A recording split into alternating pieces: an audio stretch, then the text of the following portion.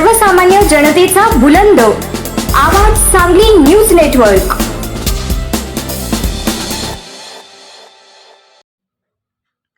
वृक्षतोड, प्रदूषण आणि निसर्गावर केलेलं अतिक्रमण याचा परिणाम म्हणून संपूर्ण जगाला वेगवेगळ्या संकटाला सामोरं जावं लागत आहे।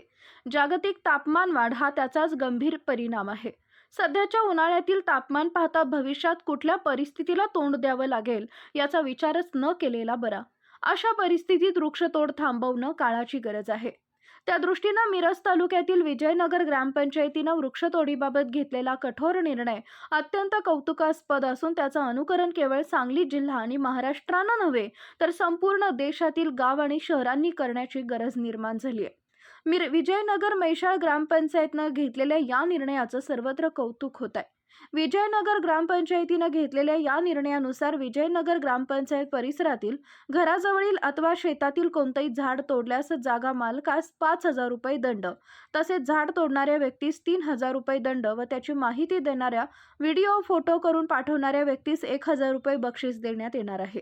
वृक्षतोडीची माहिती देणाऱ्या व्यक्तीचे नाव गोपनीय ठेवण्यात येईल।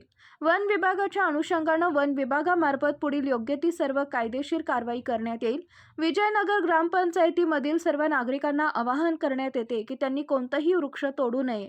तोडायचा असल्यास प्रथम ग्रामपंचायतीशी संपर्क साधून आवश्यक ती मंजुरी घेऊनच तोडावं असं बजावून झाडे लावा झाडे जगवा असं आवाहन विजयनगर ग्रामपंचायतीनं केलेलं आहे।